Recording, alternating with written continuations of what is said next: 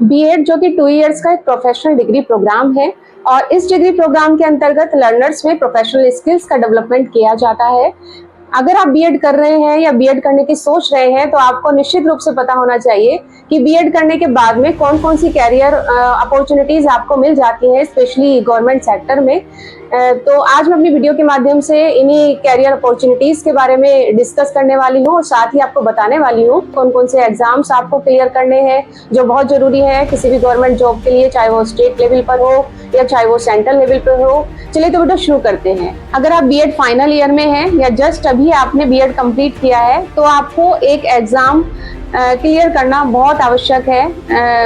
इस एग्जाम को हम कहते हैं टीचर एलिजिबिलिटी टेस्ट यानी कि टेट। ये टेट एग्जाम स्टेट लेवल पर अलग होता है और सेंट्रल लेवल पर अलग होता है।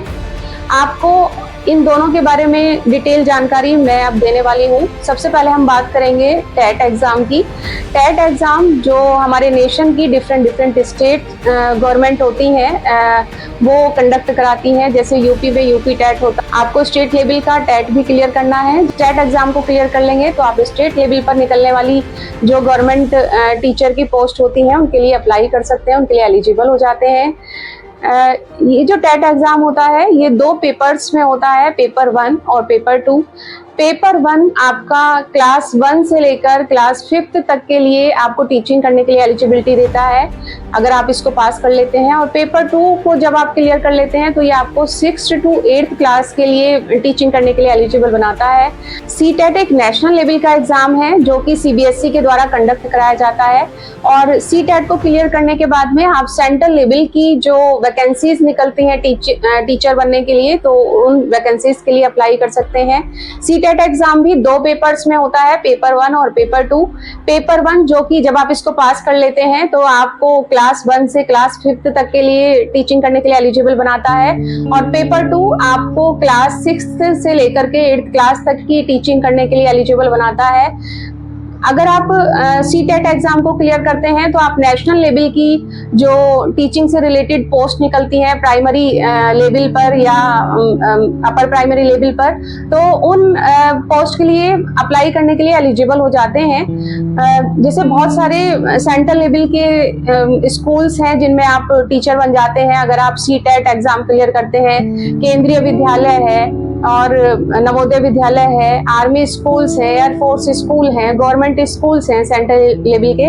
तो इनमें जब पीआरटी की पोस्ट निकलती हैं या अपर प्राइमरी लेवल की पोस्ट निकलती हैं तो आप इन पोस्ट के लिए एलिजिबल हो जाते हैं जब आप अपना सीटेट एग्जाम क्लियर कर लेते हैं। सेम वे अगर आप अपना टेट एग्जाम क्लियर कर लेते हैं तो स्टेट लेवल पर डिफरेंट वैकेंसीज निकलती हैं प्राइमरी लेवल की और अपर प्राइमरी लेवल की। तो आप इन जो भी आपकी वैकेंसीज है या जो भी रिक्रूटमेंट है इस पर्टिकुलर लेवल के लिए तो आप इनमें अप्लाई करने के लिए एलिजिबल हो जाते हैं। केंद्रीय विद्यालय, Navodaya Vidyalaya, DSSB, army schools, air force school और सेंट्रल लेवल के जो गवर्नमेंट स्कूल्स होते हैं उनमें प्राइमरी लेवल की और अपर प्राइमरी लेवल की जो वैकेंसी निकलती हैं उनके लिए सीटेट मैंडेटरी होता है। तो आपको दोनों ही पेपर 1 और पेपर 2 को क्लियर करना बहुत जरूरी है। और इसी प्रकार अगर आप जिस भी पर्टिकुलर स्टेट में टीचर बनने की एलिजिबिलिटी चाहते हैं तो आपको उस पर्टिकुलर स्टेट का टेट क्लियर करना बहुत जरूरी है। तो आपके सामने बहुत कैरियर ऑप्शन का जो एरिया है या स्कोप है वो बहुत वास्ट हो जाता है जब आप टेट एग्जाम को क्लियर कर लेते हैं और सीटेट एग्जाम को क्लियर कर लेते हैं। तो मैं आपको यही सजेस्ट करूंगी कि बीएड करने के बाद में आप इन दोनों एग्जाम को प्रायोरिटी पे रखें और दोनों एग्जाम को क्लियर करने की 100% कोशिश करें। इसके अलावा आप टीजीटी और पीजीटी पोस्ट के लिए भी एलिजिबल हो जाते हैं जब आप बीएड कंप्लीट कर लेते हैं। अगर आपकी बैचलर डिग्री 50% मार्क्स से जो रिकॉग्नाइज्ड यूनिवर्सिटीज होती हैं, इंस्टीट्यूशंस होते हैं, उनसे आपने गेन की है और साथ ही आपका बीएड भी कंप्लीट है तो आप टीजीटी पोस्ट के लिए अप्लाई कर सकते हैं। टीजीटी ट्रेंड ग्रेजुएट टीचर होता है जो कि क्लास 6 से लेकर के क्लास 8 तक को पढ़ाने के लिए एलिजिबल होता है, लेकिन वो इससे आगे की क्लास को पढ़ाने के लिए भी प्रिपेयर और एलिजिबल होता है, यानी कि क्लास 9 तो 10th को भी पढ़ाने के लिए वो एलिजिबल होता है। टीजीटी पोस्ट के लिए जो कैंडिडेट को शॉर्टलिस्ट किया जाता है वो written exam plus merit list के बाद में शॉर्टलिस्ट किया जाता है।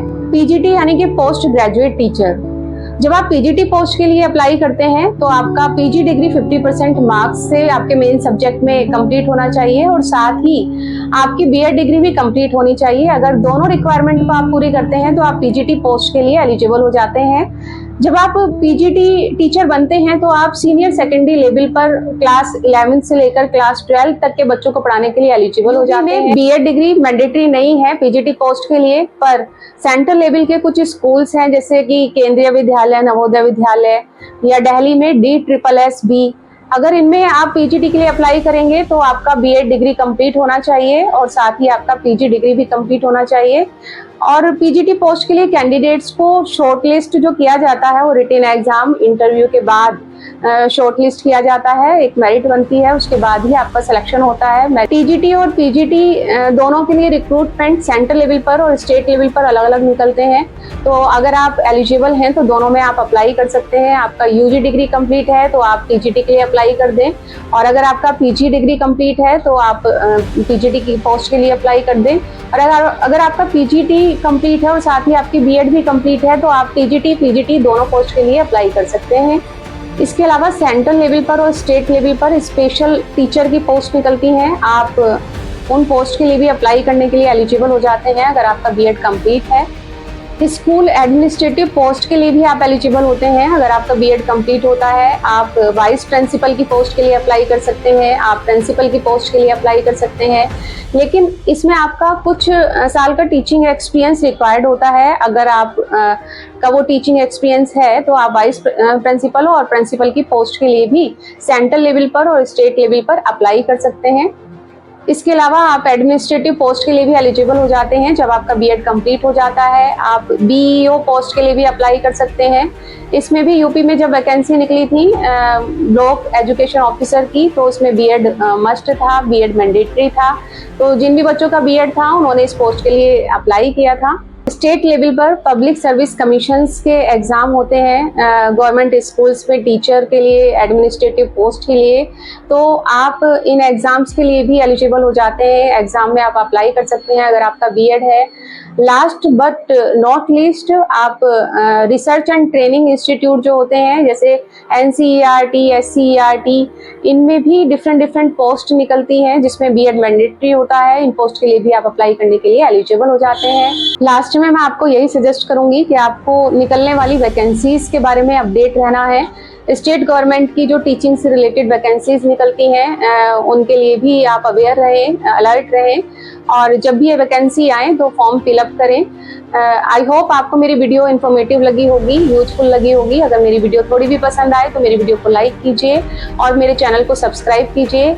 ऐसी ही और इन्फॉर्मेटिव वीडियो के साथ में मैं फिर से उपस्थित होंगी। तब तक के लिए जय हिंद, जय भारत।